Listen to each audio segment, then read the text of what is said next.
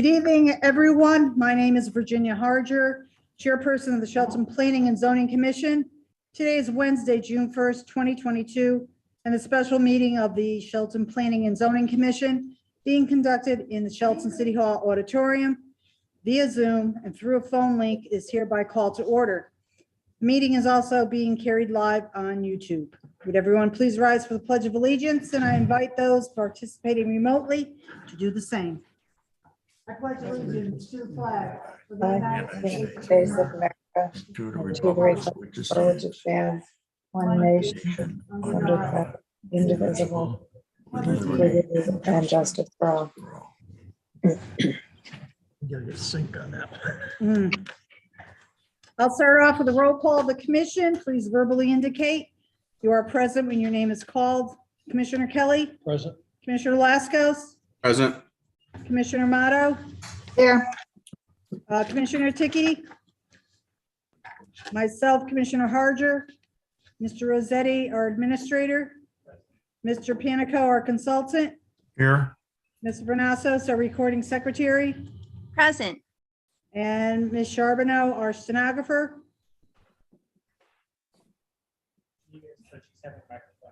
Okay, she's present but having microphone issues according to Ms. Rossetti. And for the record, Commissioner Parkins, alternate Commissioner Onofrio, and alternate Commissioner Usel were not available for this evening's meeting. And Mr. Nappi, our downtown development coordinator, is excused. Is Commissioner Ticky logged in yet? Yeah, he's right there. Yes. Oh, okay, there you are. Very good. A couple points before continuing with this evening's agenda. Mr. Rossetti will act as the Zoom meeting host.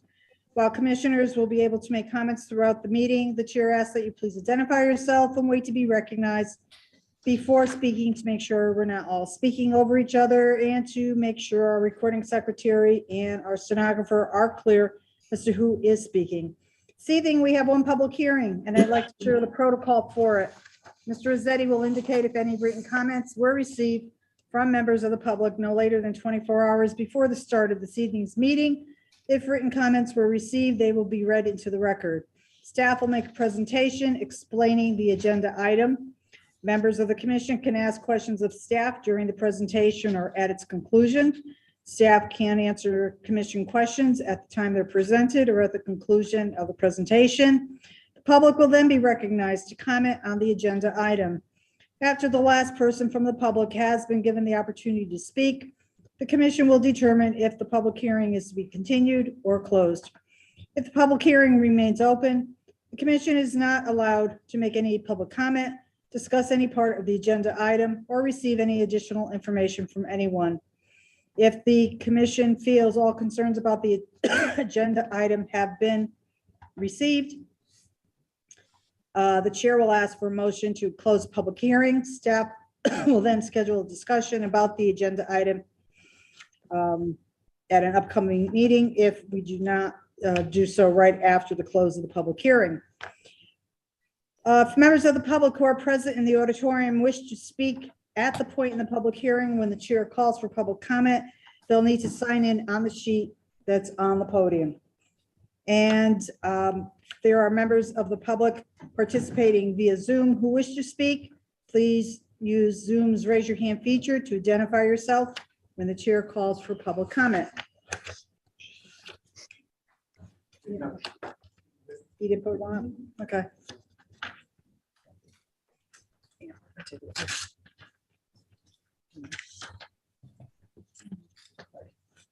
All right, after a member of the public is identified by either myself or Mr. Rossetti, please state and spell your name and state your address to assist the recording secretary and stenographer when doing the minutes and transcript of the public hearing.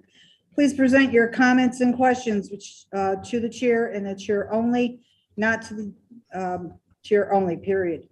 Comments from the public should address specific criteria of the zoning regs, the merits of the agenda item, and be new information, not a repeat of comments that someone else might have previously presented.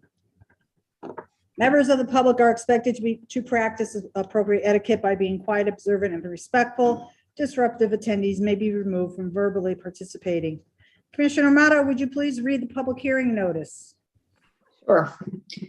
The The Shelton Planning and Zoning Commission of the City of Shelton, Connecticut hereby gives notice of a public hearing to be held on Wednesday, June 1st, 2022 at 6 p.m. via Zoom and at City Hall to consider the following. Initiation of a hearing for determination and action as to whether to institute a temporary moratorium on acceptance, review, and approval of high-density residential projects. Thank you so much. Okay. Mr. Rossetti, were any material or correspondence received within the time period? Yes.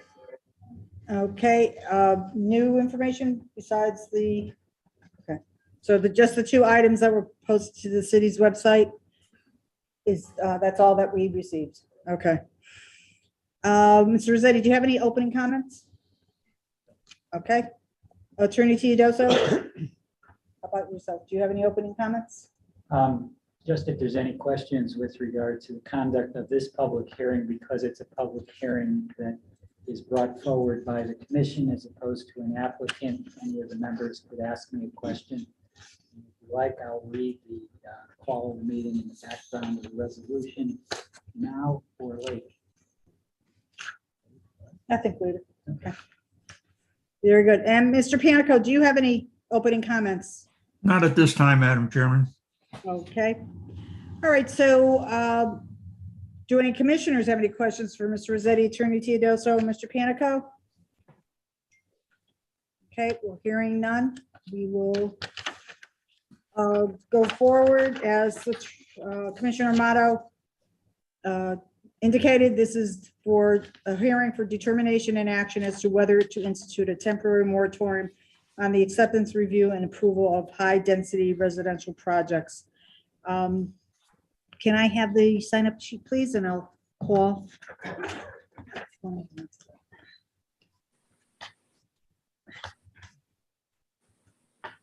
Thank you, Attorney Thomas. Okay. All right, so first on the list, here we'll start in the auditorium, is Attorney Dominic Thomas, 315 Main Street in Derby. Go ahead. Good evening, Madam Chairman, members of the commission. I'm here representing several landowners and developers who have asked me to research the moratorium issue and address the commission on this issue. As you are aware, a moratorium is an action that is an amendment to your zoning regulations. You are governed by Connecticut General Statutes 8-3, and you must obviously establish an effective date and publish the regulation.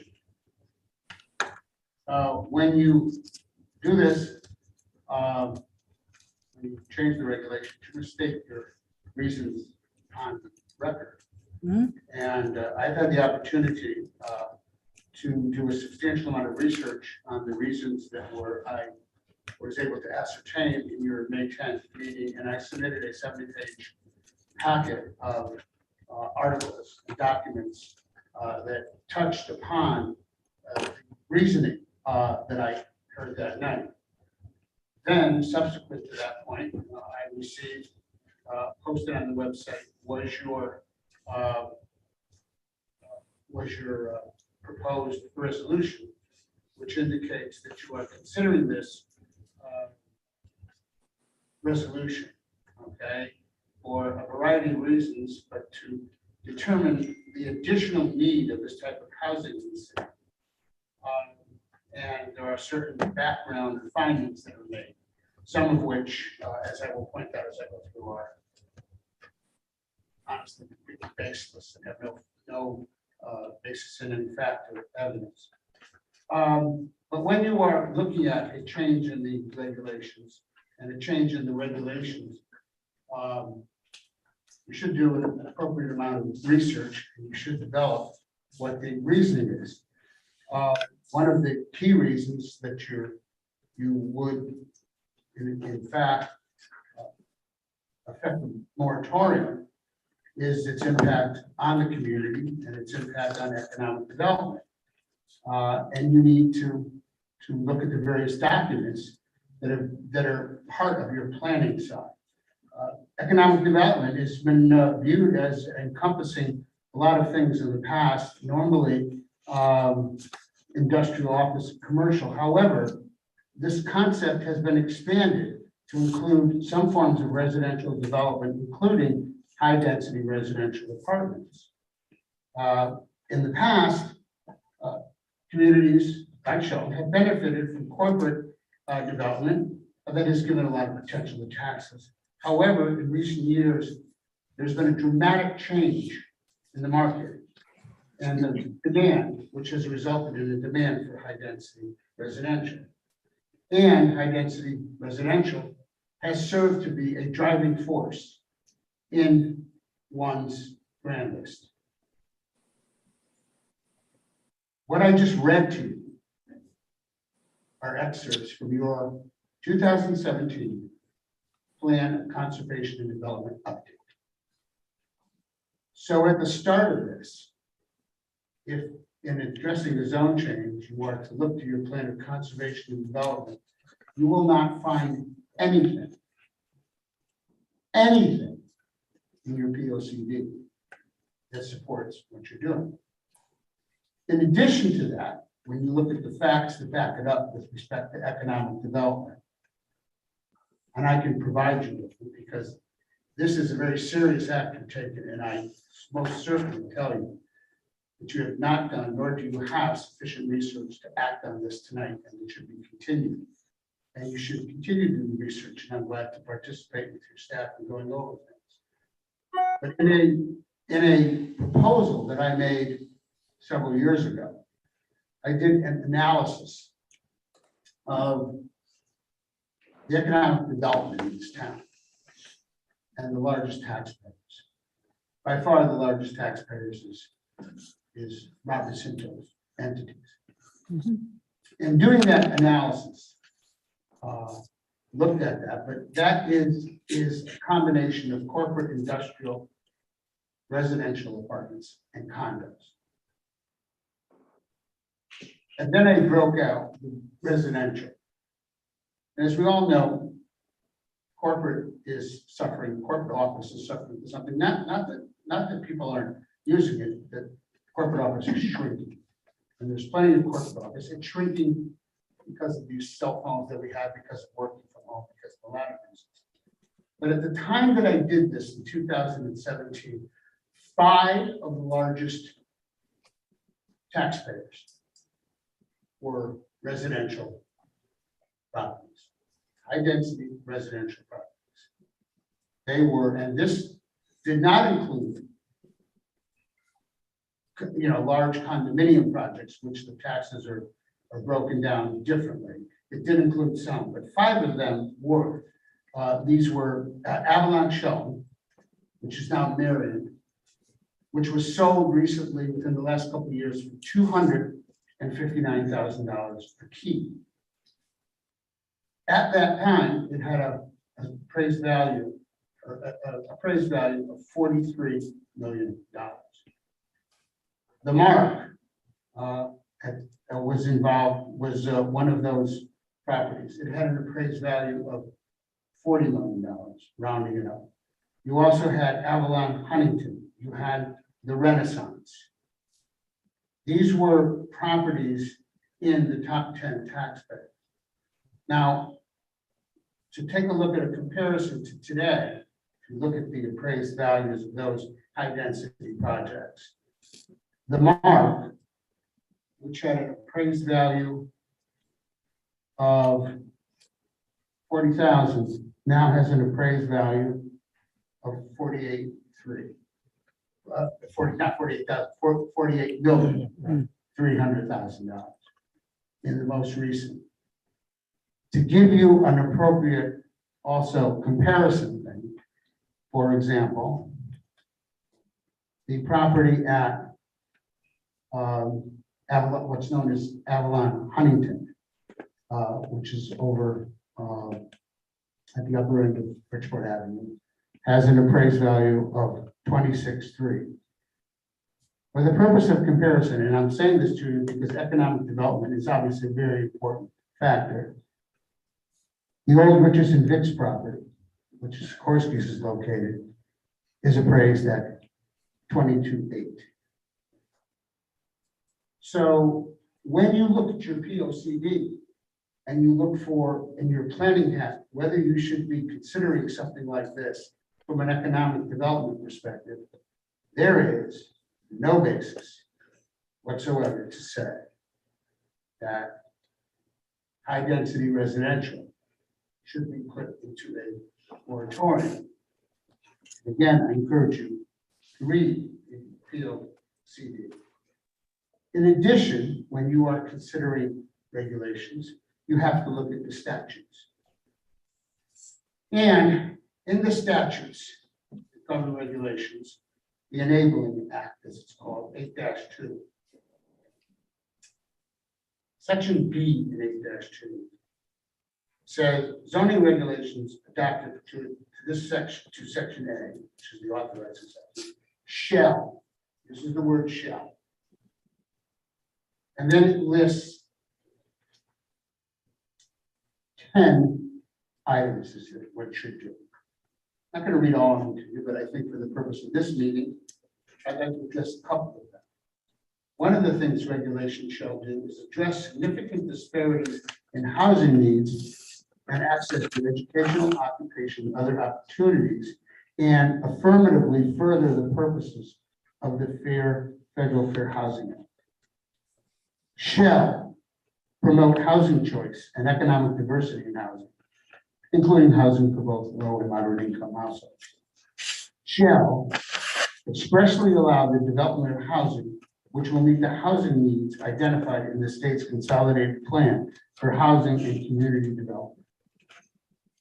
That's in the shall. Then there are sections that say that what may be in the zoning regulations. Then there are D, which says the zoning regulations shall not, and it lists under subsection D. And this one lists 10 items also. And again, I'd just like to highlight a couple. One of them it talks about is place a fixed numerical or percentage cap on the number of dwelling units that constitute multifamily housing over 4 units, middle housing, or mixed-use development that may be permitted in a municipality. I'm not saying you're doing that, but I think it's important to understand what the Enabling Act talks about. And more, every year, there is more in here about housing. For example, the next provision you opted out of. The next provision says require more than 1 parking space for each studio or 1 bedroom dwelling, or more than 2 spaces for each dwelling unit with more than 2, unless you opt out, you chose to opt out. Finally, it says that shall be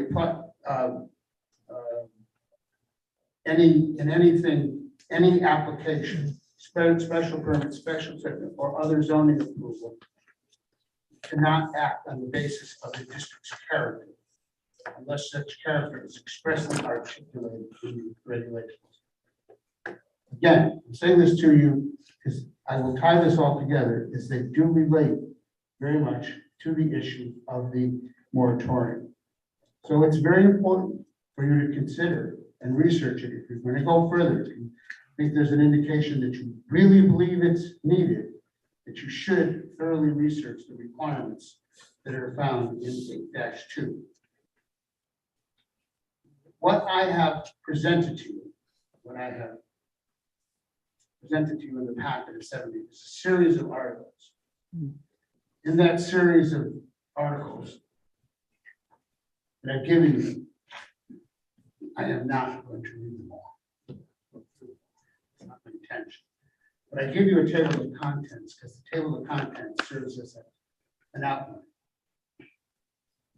Your proposed regulation, proposed resolution, so references to find out if there's a need. The articles that I've given you, the first 5 or 6,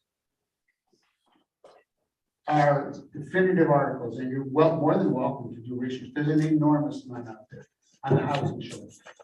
The fact of the matter is that it is now forefront. It is the equivalent of the sun rising in the morning to say that we have a tremendous deficit in the supply of housing versus the demand. And that deficit is based on, a lot of times, the conditions of the area that you're dealing with. And the fact is that there are many conditions, which I will review, in Shelton, in the city of Shelton, that create the need for the people in the city of Shelton and the people that you, as a planning and zoning commission, are attempting to attract into this town by the actions that you have taken. So you can go down and look about, one of the biggest things is, the fact of the matter is that by imposing a moratorium, you are reducing supply and therefore contributing to the unaffordable cost of housing, or the higher cost of housing, the higher cost of rent increases, because you are reducing supply. Someone, I won't identify them, made a comment to me that the moratorium was really a favor to developers because the building materials costs are high. That is basically laughable. Because if you look at your POCD, one of the things it points out that projects similar to the ones you may be facing or maybe considering are projects that will be developed over the course of 18 months to 2 or 3 years. They don't go out and buy the materials the day they come in and make application to you. But the fact of the matter is that there are, as it says, there are soaring rents in Connecticut. That Fairfield County housing shortage is an economic time bomb. And I'll get into that. It is an economic time bomb. I strongly urge you to research and read the article or the document on multifamily benefits. It is very important. It talks about the connection. It actually talks about that's in your POCD, the connection between high density residential and economic development. But it takes another step that leads to the next article. And that is living near work is everything. What is called work-live or work-live-play. So those are the things that you're doing. And I want to point out something extremely contradictory that this commission is engaging in. And that is this. You have been working over the last several months for the development of a gem of the property. Excuse me, Attorney Thomas. Yes, Speakers on public hearing. we just started. I'm just asking a question. No, I've never, but I keep track of what. This is not a application presentation. No, I know that. This is a public hearing. Yeah, Yeah. it is a public hearing. And that doesn't mean sky is the limit. No. Sky is not the limit. Well, what it does mean is that the commission should be considering all the evidence Mhm. and not limiting evidence to be presented to it. And I think that when you do that, and I don't mean to say, I probably have a slightly higher knowledge of land use than the average member of the public. Certainly higher than someone who has no planning experience.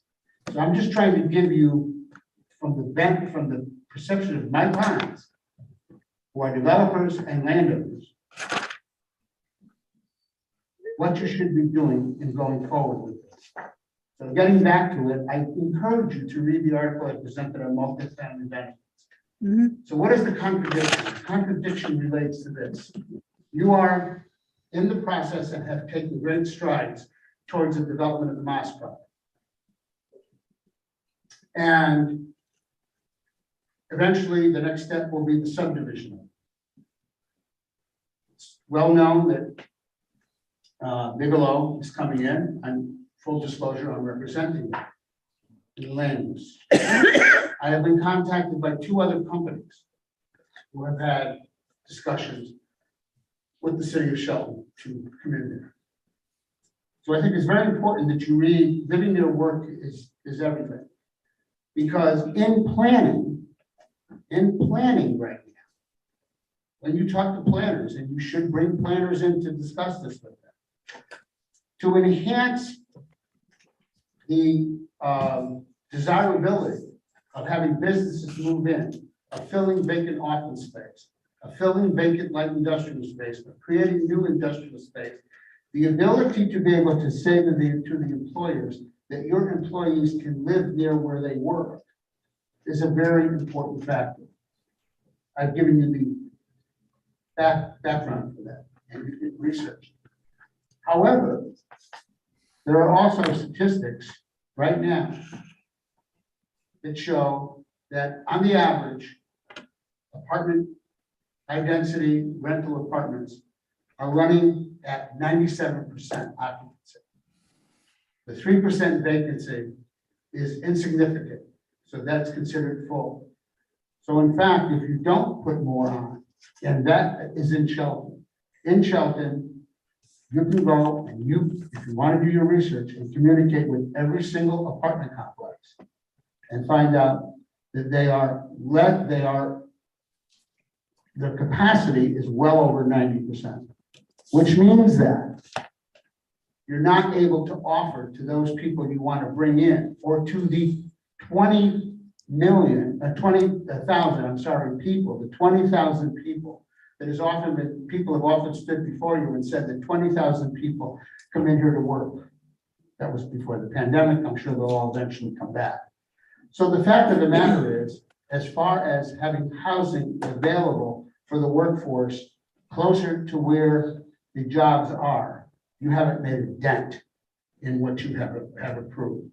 In addition to that, I put in an article there on climate change and how that is maybe a small impact, but having people closer to where they work is a greater impact. Also, there's an article on parking from a few years ago, which is worth reading because it's a article about the fact that some towns are considering abolishing their parking regs. In speaking of parking, and one of the interesting things is your background, your motion talks about such development fosters increased density, traffic, parking demands, noise, and lighting. And in listening to your May 10th meeting, there was talk about the parking demands in the downtown. And you know my position on downtown, which is it doesn't make any difference if a downtown has a parking problem or a traffic problem. That just indicates it's successful. I can show you many communities that don't have a parking problem or a traffic problem in downtown. Neither do they have any development there. So it is a very important thing. However, do you know that in your POCD 2017 update, you actually had a requirement in your POCD which you were supposed to fulfill, which you did not. I was honestly surprised to find it. But you have a requirement, besides to continue providing for income diverse housing in it, but to actually adopt a parking payment in lieu of ordinance in accordance with the statute. Now, what's interesting is, while there are discussions, which I said I don't agree with about parking downtown, you are exempting downtown from the moratorium. Outside of the downtown, none of the projects you've approved, none of them have any parking problems, have interfered with any neighborhoods or anything. And you can go down the list. Avalon Huntington, the Mark, Beard Sawmill, the apartments on Old Bridgeport Avenue. When you get out into the outer urban or the suburban ring, none of them have any parking problems. None of them have interfered with any neighborhoods. Why is that? Because and this is why you don't need a moratorium, all of your zoning is for apartments is now through PDDs. The only special exception apartments you had required for high density, it was in the riverfront district. And that is now entirely used up. Once you remember to draft the resolution for and so you have no other regulations which allow apartments. You do have some multifamily provisions in some of the residential areas. You allow condos in certain areas. And you allow 2 families and 3 families in R4, R5. But when you're talking about residential rental housing, what is outside the downtown area has none of the impacts that you put in there. In addition to that, your background talks about character of neighborhoods and other things, which is language that might be suspicious, shall we say, with respect to the issue. The character of neighborhood language has been removed by 8-2. Then in your regulation, in your resolution that you're proposing, you're saying that you're going to impose a moratorium except in the central business district, where some of these complaints might have a minor modicum of although not that significant. You're declaring a moratorium on all applications for and approvals of. So the question that I have to ask on behalf of some of my clients is, you have pending applications under 8H of the statute. I'm sorry, I think it's 8-3H of the statute. Applications that are filed prior to a change in the zoning regulations must be considered under the old zoning regulations. Well, you drafted this to say, and you're putting a moratorium on approvals of it. So you have pending applications.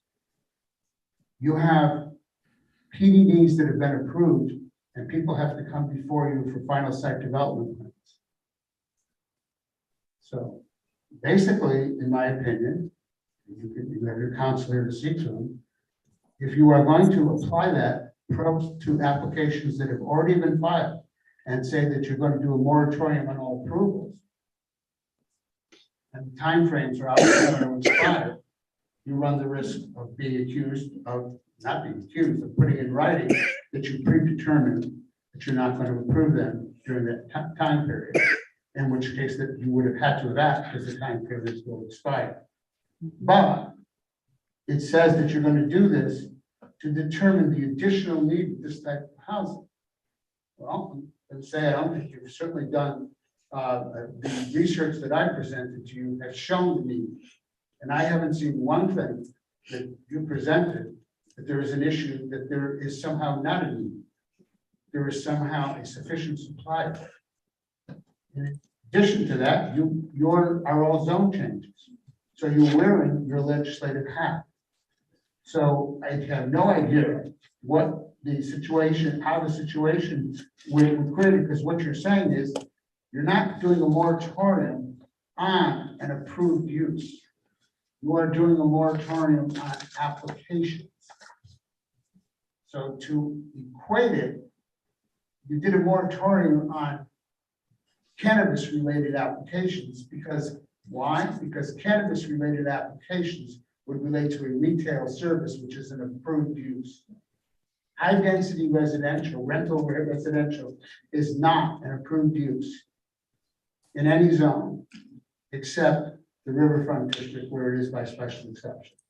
So there is no basis under your zoning regulations for such a thing. And you can look at this, and although it wouldn't be considered high density, somebody might ask you whether or not it includes a moratorium on 2-family and 3 families in the R4 and R5 zone, which are things. But you have to, there's a lot of questions that relate to that. Does it apply, because you're doing approvals, does it apply then to applications which have been filed before the effective date, which of course you have to check for. In addition to that, today is the day where the city of Shelton, I'm assuming, complied with state statute and filed its affordable housing plan. Over the past. Excuse me, Don, they have an extension with regard to that, and I've let you go on a long time.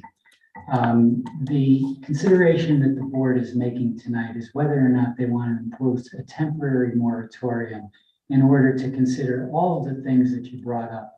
And I appreciate your knowledge and I appreciate your posturing, but the commission is not saying that any of those items are not important. They're saying they want, if they decide to do this, that they want to catch their breath and understand what's going on and make sure their regulations are compliant across the board. They've not said that they're outlawing apartments. They've not said that they're not going to comply with the general statutes. And they understand what their responsibilities are with regard to the affordable housing mandates that have come down. They also know when they need to file their applications with the state of Connecticut. Let's talk about the application. I'm sorry, the compliance with the state of Connecticut. If you listened to the board meeting last week, Alex said that we got an extension when one of the board members asked him. Well, it's good that you've got an extension and I'll tell you the problem that my clients have. By doing this, you're impacting the value of pieces of property that they have developers interested in high density housing. If your concern is you don't want to hear evidence, you don't want to hear the evidence that I'm presented, I understand that. Just put it on the record that that's what you want to do. That's not what I said. I Okay. said you're posturing with the board saying that they're not considering these things. The whole reason the board wants to have the moratorium is because, and I don't know that they want to have the moratorium. I haven't polled them. The topic has been brought up so they could discuss it. This is a public hearing. You're entitled to say what you're going to say. I'm just asking you to frame it as to what is going on here. And that is there's consideration for a moratorium. There's not and moratoriums are allowed in Connecticut. Yeah. Temporary moratoriums are allowed as long as it's within the police power and it's consistent with the comprehensive plan of the city. And the board is entitled to consider whether or not they want to do it. There's individuals here who may vote for it and may vote against it. And my point that I'm making to them is when they're considering it, the comprehensive plan, which includes the POCD, it doesn't fit. Doesn't fit with regard to the comment about economics. That's the only comment that is in there. It doesn't fit with respect to the comments for the requirement of housing diversity, which is in the POCD. The POCD talks about to increase housing diversity. And this is not increasing housing diversity by delaying it. The thought that the fact is that we're just going to stop for 9 months is not going to have any impact on development, is not going to have any impact on property owners. That should be researched before you do it, not after you do it. And that's, I think, what the board wants to hear about. Not whether or not there's 42 pages of articles about rentals on the internet. Well, if that's all that it's looked at, those articles have contained substantial statistics put up by the Department of Housing about housing supply. So what I would welcome is the hearing to be continued so that we can talk about and discuss the research that's brought up to show that there's no shortage in housing. And I think that that would be an appropriate planning step. But in addition to that, I think the commission has to look at what it's done in the past about affordable housing, which is also a requirement. Voluntary affordable housing is better in many cases done by set-asides by development. There have been proposals before this commission for 10% voluntary set-asides. And I think the commission approved one recently on Petronol. Again, another approval does not impact, not built yet, on anything. There are other ones coming before that are pending. They're all going to have the 10% set-aside. Okay. The fact is that up to this point, the only place you're getting substantial affordable housing offers from developers is outside the central business district. In the central business district, and I could be wrong, you correct me if I'm wrong, the only affordable housing that you got committed was on Riverfront Royal District. The only one, the last one that I had. None of the other ones were required because it was voluntary. So by saying we are going to stop apartments in outside of the central business district, the commission is taking an action which will basically shut down any project that would offer from applying voluntary affordable over the next 9 months. Now, the developers still have the opportunity to come in before you with 8-30G.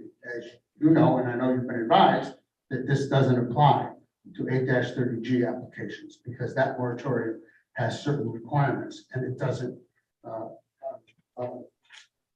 fulfill. So that if you're, and developers may choose that. They may very well choose to commit at that point, in which case this commission, which under its plan of conservation and development update said that going forward with high density residential, they should ensure that the applications come in under the PDD process so that you have the control that you've always had over the development. You lose that control in 8-30Gs, as you will find out when you are dealing with an 8-30G application. You lose architectural control, you lose control of the parking, you lose control of everything like this, because if you're not backed up by statistics or evidence, you're not going to be able to in any way use that as a basis for a denial. The fact is that Shelton has not made a dent in the amount of housing that it needs because it is attractive. It is a place where businesses want to locate. It is a place where people want to live. And I guess the best way to put it is to quote Greek philosopher Jack Nicholson from A Few Good Men, where he said, "You want the truth, you can't handle the truth." The question is that you have to ask for, can you handle the success? Shelton is successful. There is no reason whatsoever for imposing a moratorium. There is no reason to assess need. There is no reason for you other than to look at the projects you've approved. Over the years, over the last 10 years, the high density residential projects, they are all positive. They generate economic development. They are all full. They don't have parking problems outside in the area that you're talking about. They are desirable. They are helpful in attracting businesses. They are full right now, and you need more of them to come before you. And I do believe that the regulation that you have in there, if you are going to apply it to existing applications and say you're not going to approve them over the next 9 months, I do believe that is illegal and that is in violation of the statute. Okay, thank you, Attorney Thomas. Next on the sign-up sheet for those here in the auditorium is Bill Griffin. Good evening, ladies and gentlemen. My name is Bill Griffin. I live at 137 Far Mill Street in Shelton. I am the developer of the mark in 2016 through 17, I think. Mrs. Mata was there when that was approved. I don't know if anybody else was at that time, maybe the chairman, I think. Oh, yeah. Okay. What I see here is a situation where I don't disagree with you wanting to learn more about moratoriums and about this and that, the other thing.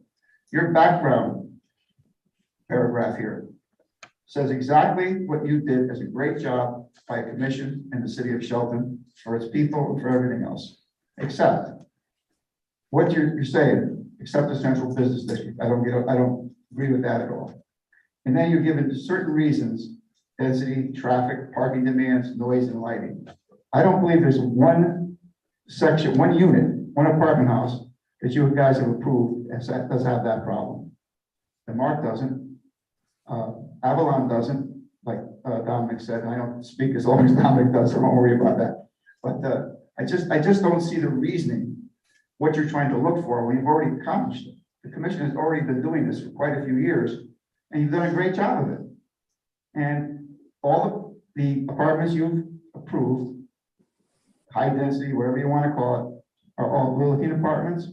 People, they're 95% full, including downtown that I'm aware of, which is unheard of for apartments. It's really spectacular. I've got a application in for a 430-0 Route 110 River Road. Okay, that particular place is light industrial commercial. There's no effect on residential. There's no effect on traffic. There's no effect on noise, lighting, any of these things that you're specifying you're looking for. I have my application in. I paid the fee. I would like to see either the commission take, I don't know, I have no idea how many applications you have before you. I don't know that. But I would like to at least get a grandfather clause in here with the applications that exist right now to go forward. And then if you want to stop it and do some more planning and, research, that's fine. But allow us, you know what the projects are, you know they're not in a residential zone, they're not spot zoning, they're not any of that, to go forward. And if you don't want it, deny it. But to stop us in the middle of we've done a lot of work, done a lot of things on these properties already to get to this point in time. And I would hope that you would allow us to be grandfathered in, and then you can do your moratorium. Thank you very much. Thank you, Mr. Griffin. Next on the sign-in sheet for the auditorium is Rebecca Twombly.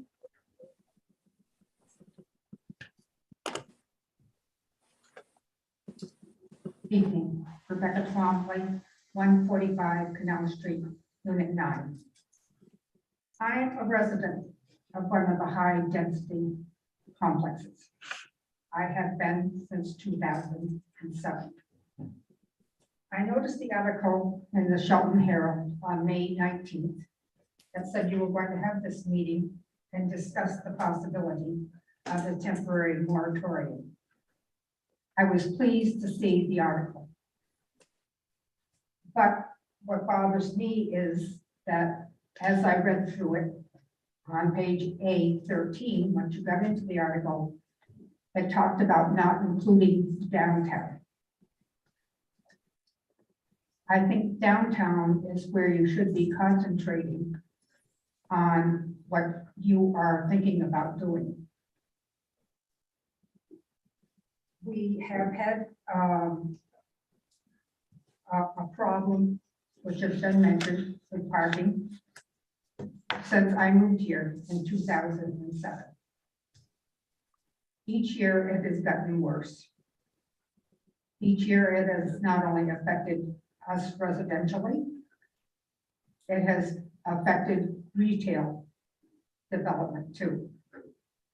As I walk to different restaurants in town and I talk to people, most of them have come in from out of town. I consider myself local. I walk to these restaurants. I'm one person. After all my years of selling commercial insurance to apartment buildings, to restaurants, I know the kind of volume these new and existing restaurants need to stay in town.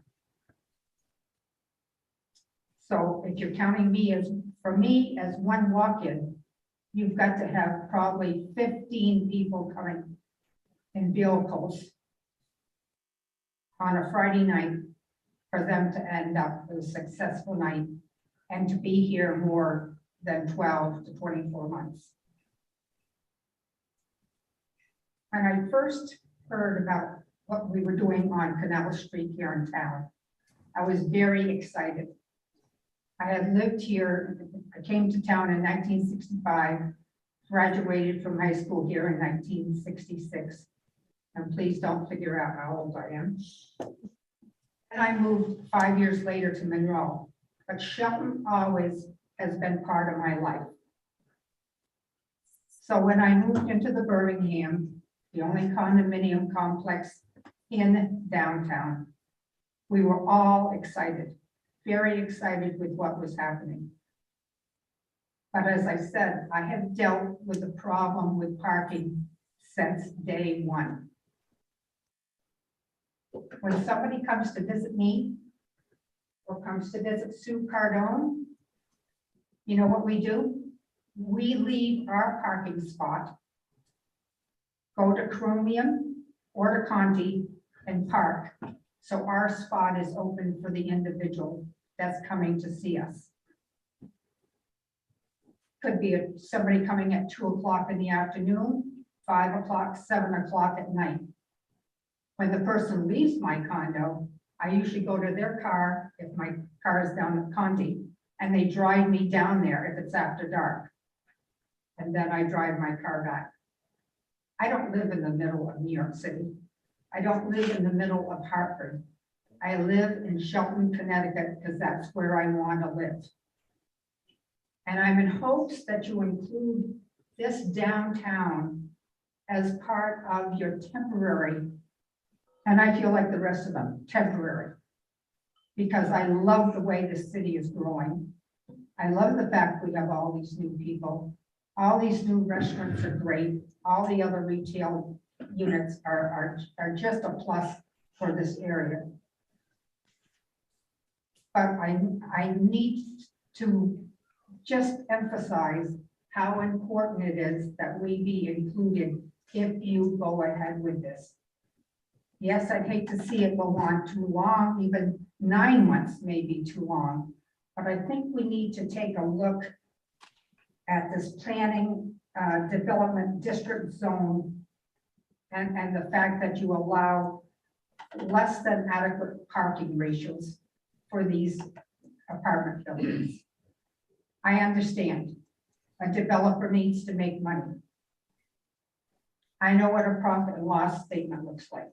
I know what a balance sheet looks like. I've dealt with them my whole life after being a business person and selling commercial insurance for so many years.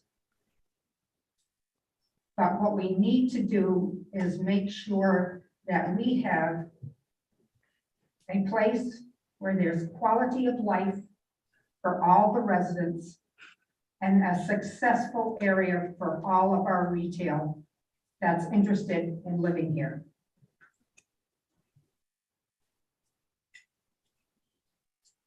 And I just want to mention that back in March, I attended one of your Zoom meetings. And after that, I wrote to the editor of the newspaper. And in the second article, I just want to read the last couple of sentences I gave him on March 24th for the article. Now, I'm not standing here as an attorney.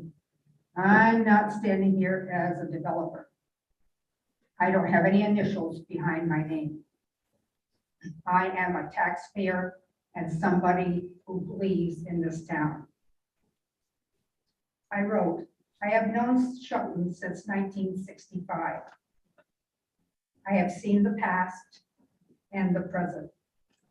My question is, are these short-term gains these individuals are getting with little thought to the whole picture going to move us forward or leave us with empty storefronts and apartments because of lack of proper planning or maybe caring?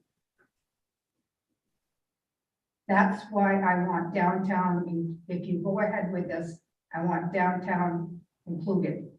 I want to know that this commission cares about all of us that are here promoting the fantastic things that are happening downtown because of your foresight and what you've done up to this point.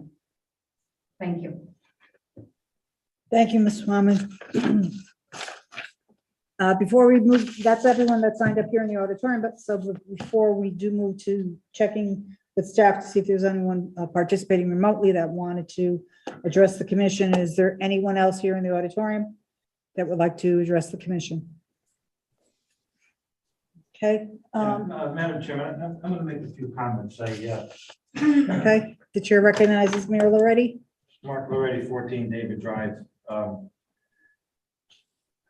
There's so many points that I want to address with respect to Attorney Thomas's comments tonight, but I'm going to just try to hone in on a few.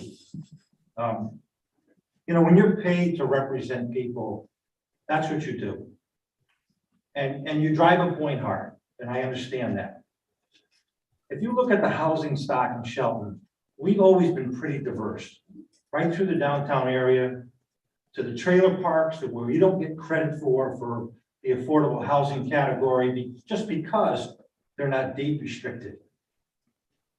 And I think it begs the question, how far should we go with apartments? Are we gonna solve Connecticut's problems? Because we've become a place of employment in the state of Connecticut, is that our responsibility to supply housing for every job that comes here? I think things like that are laughable. You know, this is the same attorney that stood up here 5 years ago and told you that LIP was dead in Connecticut. Hello, dead? A year after that, Steel Corporation announced that they were moving to Oxford because they couldn't find a place to expand in Shelton. They were here for 25 years. So now they built a new facility up in Oxford, 125,000 square feet. And I don't have to tell this commission as of late, the number of LIP applications that are before you. You know, some people make the assumption that it's their right under the PDD to have these high-density housing complexes. And with the threat of 830G, well, you know, maybe we should be entertaining some 830G. Just because. And there's nothing wrong with the commission taking a pause and examining what they're doing, where the high-density complexes should be. Because right now, they're coming from everywhere in all parts of the city. And is that what we've never done that before? And this notion that the PCOD is a binding regulation, and I'll defer to Attorney Teodosio at this time, but to my recollection and knowledge, it is not. And so when an attorney stands up here in a public forum and represents that, I've asked cause for concern about that. Comprehensive plans of development are supposed to be guidelines. And there's a reason why we're required to look at them every 10 years, because changes are necessary and changes are made. They're not binding. And so, you know, I think that it's important for more people to understand the overall evolution of this great city in the last 30 years, particularly with respect to downtown. To suggest that we should take our foot off the gas on Canal Street, I don't think so. I don't think so at all. We have labored hard and long to get to where we are with the remediation of these old contaminated properties, most of which have burned down, some of which are falling down. And now the full faith and credit of the federal government is behind us in that respect. You don't stop momentum when people recognize that Shelton is a place to be. And I suggest that we take a step back from this high density housing issue and decide, you know, if this is a good thing. Look at the number of units that we have approved over the last umpteen years. To what end? Where does it stop? When does it stop? When do we slow it down? There's no requirement that these approvals are made. And so I know that there are going to be more discussions over this issue, and I want you to know I'm going to be sitting at the table to participate in those discussions, because I think I've got had a lot to do with the evolution of what's happened in Shelton over the last 30 years. And yes, we've become an employment hub for a reason. And you know, neighborhoods that used to be in the affordable rental category are no longer affordable. And the reason for that is because the marketplace has driven it up. And I own some of those properties right here in the downtown area. Rental units that were bringing in X on a monthly basis that are now Y. And the number is changed significantly. And that's happening all over because we are successful and because we are a community where people want to be. And we have this right and this responsibility to pause if we want to and reevaluate. So you'll be hearing more from me in the near future. Thank you. Thank you, Mayor. All right, again, if there's anyone from the, in the auditorium that wishes to address the commission. All right, seeing none, Mr. Zeddy, anyone participating remotely indicating that they'd like to address the commission?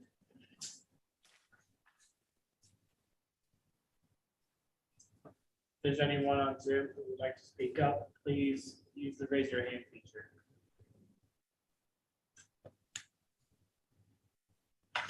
I'll reiterate for the record, if there is anyone participating remotely who would like to address the commission on this particular agenda item, and if you have not already done so, please use Zoom's raise your hand feature. Okay, for the final time, if there's anyone participating remotely and they would like to address the commission on this agenda item, please use Zoom's raise your hand feature. Okay, hearing none. Mr. Rossetti, Mr. Panico, Attorney Tedioso, do you have any response to any of the public's comments at this time?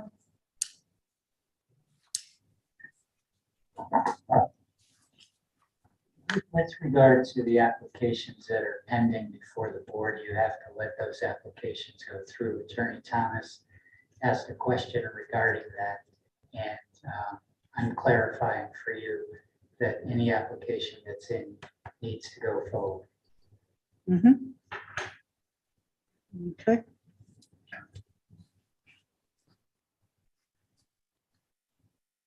Does any member of the commission have any questions for Mr. Rossetti, Mr. Panico, or Attorney Tedioso? I assume we're going to hear more about what has been, is being proposed in terms of time frame for this moratorium. Mhm. Yeah. Yeah. Yes. Yeah. So I think we'll probably hear that first and then have more discussion. We are not at the point right yet to have a discussion, but just want to make sure that staff has answered any questions from the commission. All right. This is So with this- Commissioner Ticky. I don't think you can hear me, but this is Commissioner Ticky. How we do? I wanted to just ask the attorney, so just define that for us. Does that mean that someone that has submitted an application that would able to then still be moved forward, or someone that's had a work session, or what does that look like for applicants that may have inquired about filing or have filed? Completed applications that are, and I shouldn't say completed, applications that have been submitted correctly at this point, and whatever phase they're in, continue to move forward. You set a date for the moratorium, and that is the date that the process stops.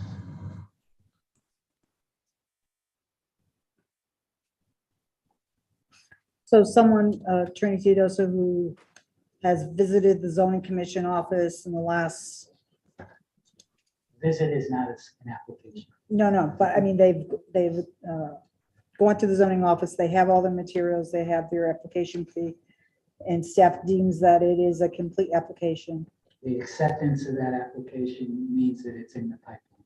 Mhm. Right. So we're not holding back anyone in that manner. You can't. No. There's a statute that says you can. Exactly. That's just make sure everybody in the commission realizes that. Any further questions for Attorney Tedioso? Attorney, Commissioner Kelly? Just one thing. This is just for multifamily residential units. Every other thing can go through. This is just for high density units. Mhm. I hope everyone understands it. Mhm.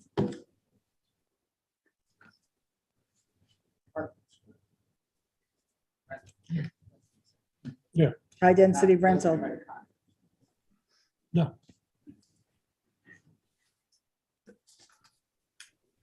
Okay, so if there is no other, we will move on to a discussion, but on this particular agenda item, but I do need to ask, is there a commissioner that would wish to Move a motion to close or continue the public hearing.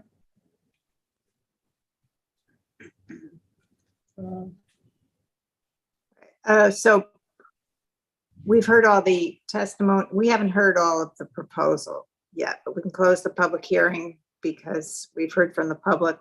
So, Yes. yeah, okay. I'll make the motion to close the public hearing. I'll second it. All right, there's a motion to close the public hearing from Commissioner Motto, and there's a second from Commissioner Kelly. So on the motion to close the public hearing, made by Commissioner Motto and seconded by Commissioner Kelly, Chair will do a roll call. Commissioner Kelly, Aye. Commissioner Ticky, No, Renee, a nay, that's correct. all right, Commissioner Laskos, Aye. Commissioner Motto, Aye. and the chair votes aye. So the motion to close the public hearing has been approved by a vote of 4-1. And 1, 2, 3, 4-1. Okay. All right, so I'd like to continue with the discussion of this agenda item. And I'd like to submit the following comments and then open it up to the rest of the members of the commission. While economic development and growth opportunities are very desirable for the city of Shelton, the public health, safety, and welfare of the city's residents is of utmost importance. A major responsibility of the commission is to encourage, guide, and oversee new developments. To do so, the commission must work to achieve appropriate, consistent, and compatible land uses. In view of the commission's workload, without the enactment of a moratorium, the commission would be hard-pressed to create the opportunity to investigate how high-density residential projects might impact the following: traffic and parking, capacity of our city sewer system, potential for an increase in demands of our police department and our city school system, an increase in light pollution during the evening hours, and whether state and local governments would need to make necessary public infrastructure improvements. We need to make sure the city can appropriately accommodate high-density residential proposals. And we need to have the balance and to make sure that all of these are appropriate for our community. So I'd like to open it up for other commissioners to comment on how they feel. Commissioner Kelly, you have anything in Yeah, particular? you know, I was just thinking of what you were saying about the increased density, traffic, parking demand, so on and so forth. And I can remember almost every development that we have encountered on this commission, even on Route 110 or so on and so forth. There were 4 or 5 people that got up and said, that's going to cause too much traffic, too many accidents, so on and so forth. So I think we have to stop and look back and see how we're going to handle all this. I have to probably talk with the police department, the fire department, educational aspects of it. So, I think it's warranted that we do step back. Mhm. Okay, Um, go ahead, I- Commissioner yeah. Motto. Sure, yeah, I kind of agree with the comment about the downtown being included, especially as regards parking, and maybe we need to take that up at another, kind of another project, but it's something we talk about on and on and on, and we hear a lot of complaints that sound pretty serious in terms of the situation downtown, and so I hope we can address that. If not at this point, then sometime very soon. One of the articles, I was reading some of the articles that Attorney Thomas submitted, and one of them was saying that cities that are reducing their parking requirement downtown are doing it for the purpose of spurring development. Well, we're way past the point of spurring development. So I don't think, that's the same argument that others have made about reducing the parking requirements downtown. We're in a different situation. Mhm. I think we need to take a whole look at the whole thing and maybe get some expert advice or consultation on having a plan or some recommendations. Okay. And Commissioner Alaskos, Commissioner Ticky? Yes, Either of you? Commissioner Ticky. Go ahead. So I just thought we had a lot of moving parts to this. So I would have liked to afford the opportunity, the public, the opportunity to at least keep it open as we have for so many large scale projects and decisions that this commission takes up. But I understand we've now closed the public hearing. I think the Planning and Zoning Commission, can also vote no on projects that we don't feel fit. And whether it's voting no or enacting a moratorium, we certainly do need to pause, see what kind of impacts current developments have. We need to plan more and then develop in a thoughtful way. We all know we only get one shot to develop Shelton, and we are really developing it for generations to come. I agree with the comments about downtown Shelton. It is a conversation that this commission has often, and every time we are faced with a high density residential development in our downtown, we hear, and in the last session, we all agreed about the problems in downtown with traffic flow and parking, and we really need to pay attention to those issues and how we can alleviate them, whether it's more clearly labeled, well-lit parking, more parking, but that is something that we need to consider with everyone involved in city government to make sure as we're growing the downtown that we're doing it in a thoughtful way. And I think we need to spend some time thinking on this moratorium, if it is citywide and if it excludes downtown, how we best plan for our downtown and the parking issue. Very good. Thank you, Commissioner Ticky. Commissioner Alaskos, do you have any comments?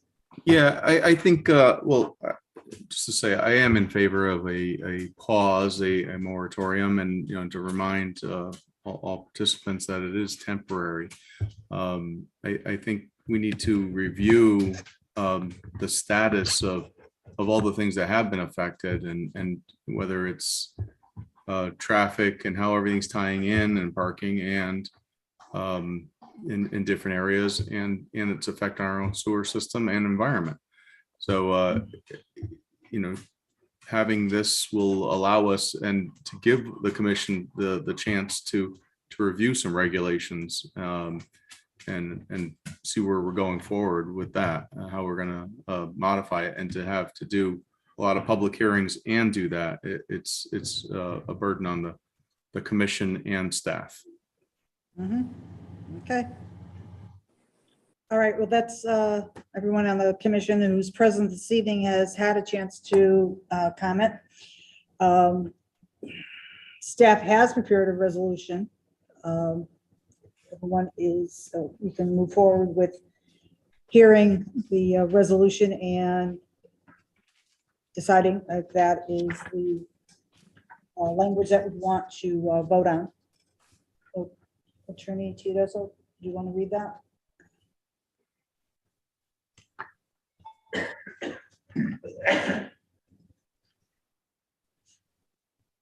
Can everybody hear me?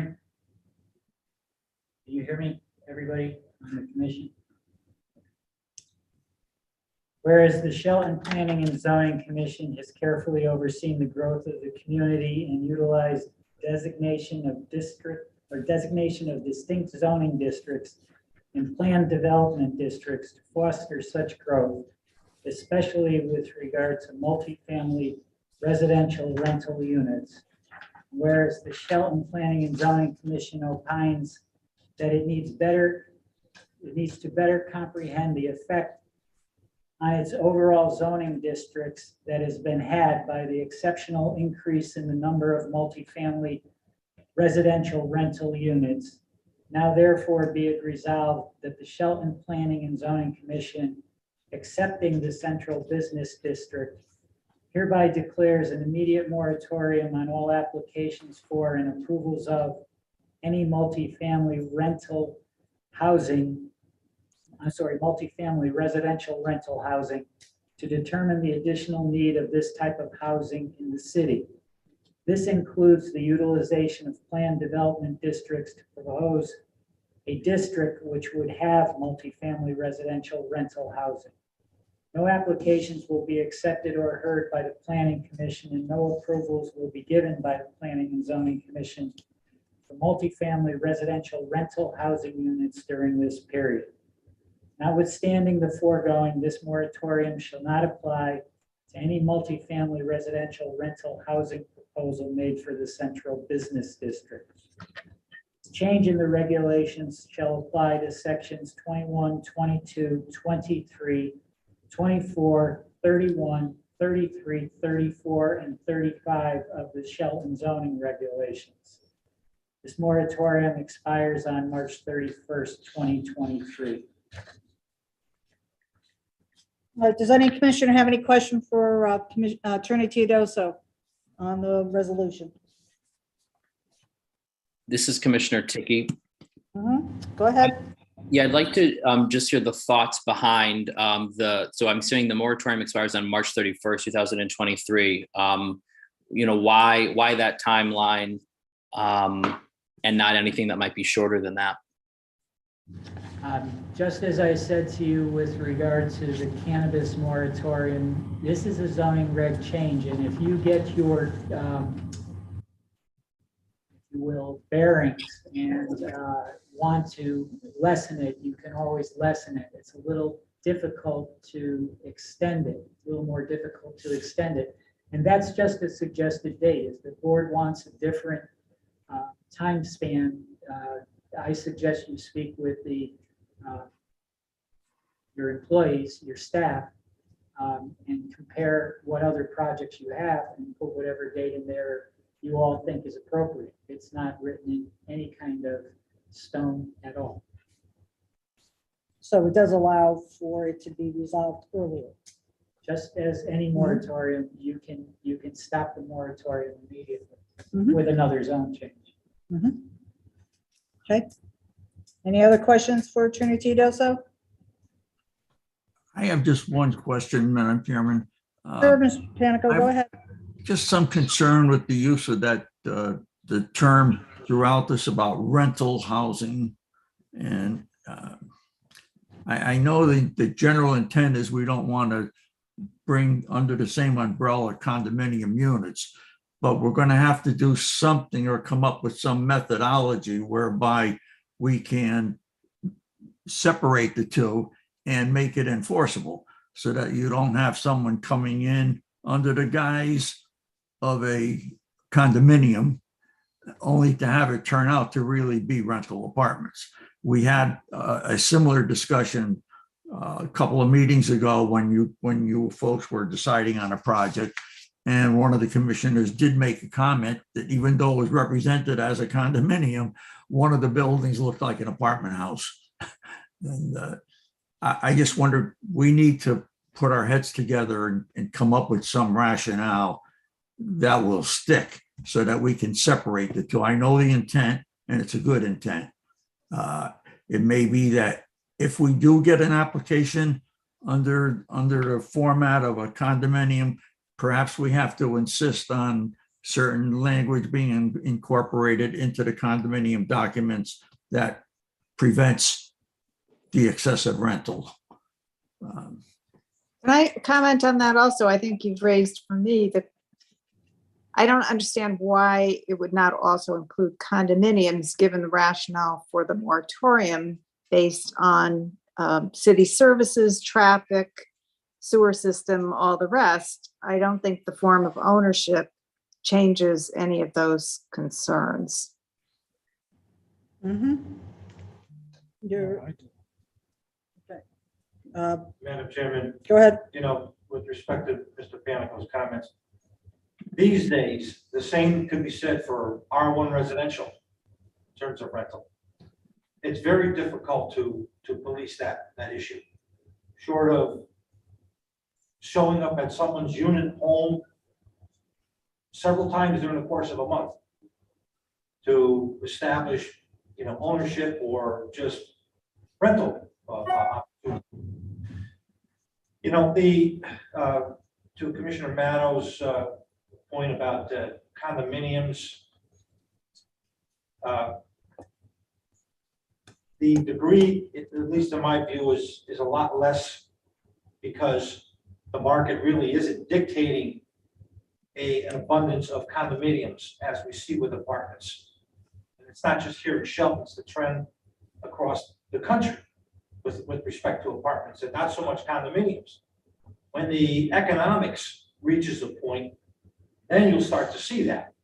And I'm not sure that condominiums are at that point. That's the feedback that I get dealing with prospective developers and people that want to do high density residential, whether it's condominiums or whether it's apartments, or whether it's just a subdivision with some type of an influx in the number of units that are being proposed for approval.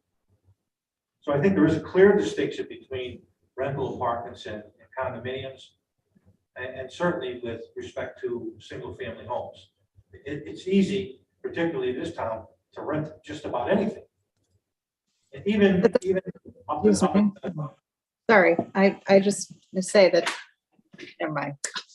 I mean, there's zones that are clearly out there for single family housing, and we're not planning to change that. But I really don't see a distinction in terms of density between rental and condo in terms of our concerns.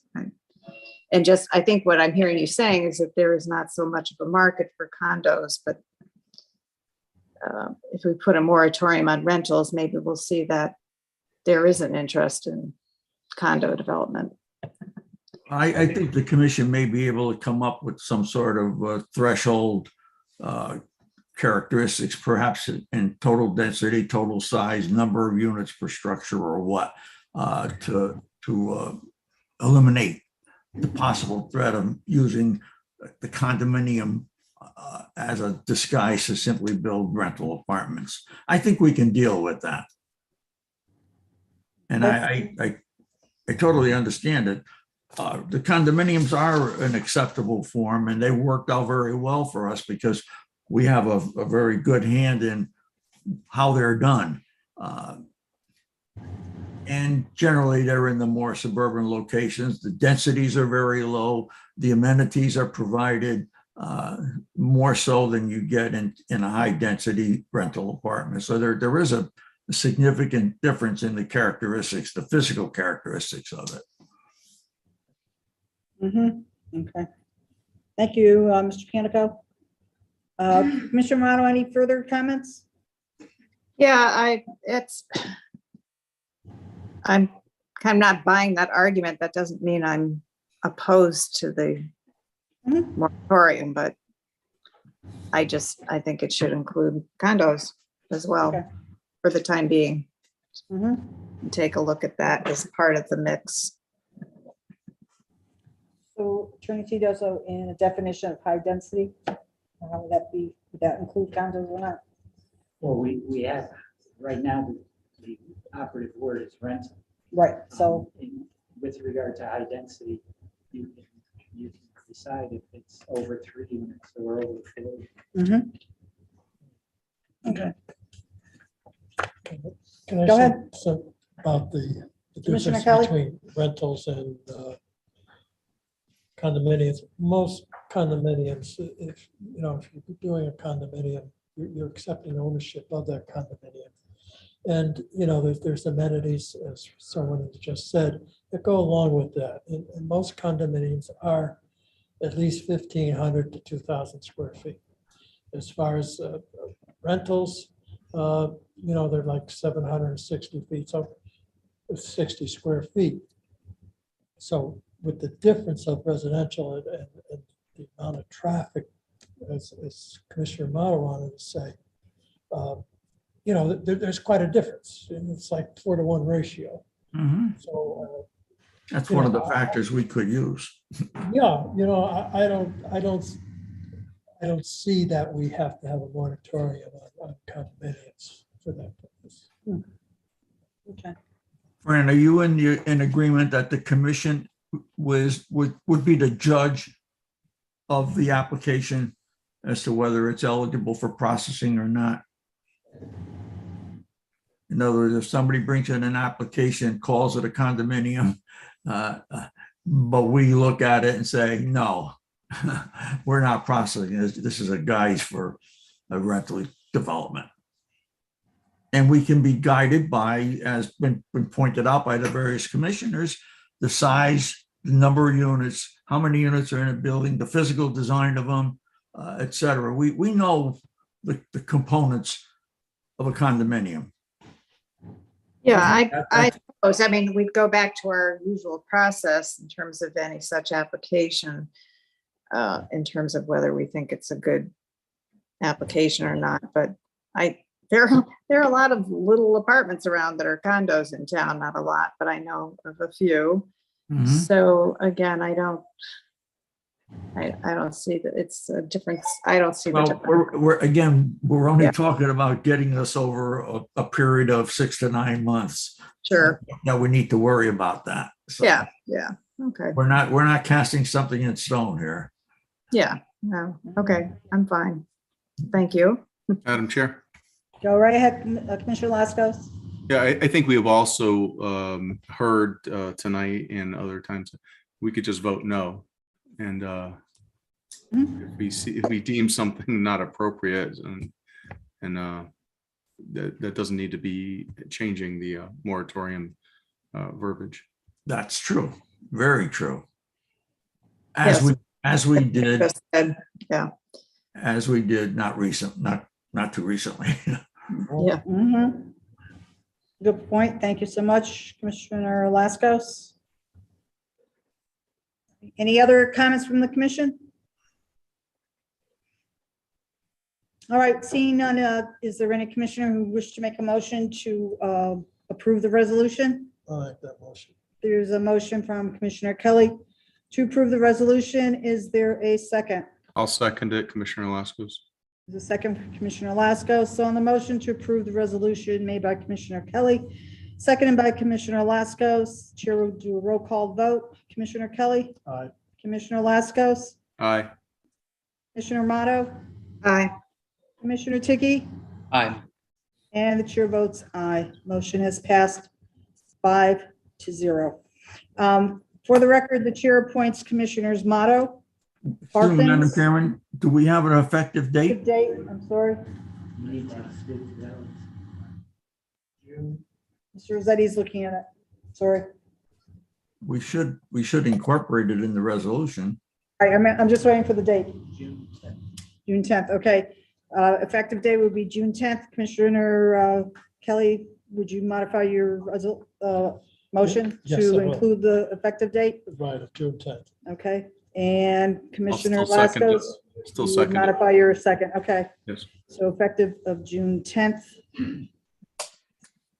And now just to go through the rest of the commissioners, for an approval of the motion effective June 10th, Commissioner Kelly, Aye. Commissioner Laskos, Aye. Commissioner Tiki, Aye. Commissioner Motto, Aye. and chair votes aye. All right, as I was saying, chair is appointing Commissioners Motto, Parkins, and Kelly to act as a special subcommittee to review at a minimum the points stated in the resolution and to report back to the entire commission on whether or not any changes to our zoning regulations need to be implemented as a result. All right, our final agenda item is other business and approval of the May 18th, 2022 regular meeting minutes. Does anyone on the commission have any comments or changes for the May 18th minutes? Okay to me. Okay. All right, is there a motion to approve the May 18th minutes I'll make as the submitted? There's a motion from Commissioner Kelly Correct. to approve the May 18th minutes as submitted. Is there a second? I'll second. Second for Commissioner Motto. So on the motion to approve the May 18th minutes as submitted, do a roll call, Commissioner Kelly, Aye. Commissioner Laskos, Aye. Commissioner Tiki, Aye. Commissioner Motto, Aye. and chair votes aye. Motion to approve the May 18th minutes passes 5-0. And seeing that there's no other item on the agenda, the chair declares this evening's meeting is adjourned as of 7:32 p.m. Thank you, everyone, and good night. Night. Good night. You gotta get our stuff done, hey? Right. Okay. I thought I was out trying. Just so I can answer to several other clients. See you later. Everybody can file before June 10th. Anybody that files before June 10th is a filed application before the regulation is taken effect. So, because I had two that called me last night and said, can you file today? And I said, no.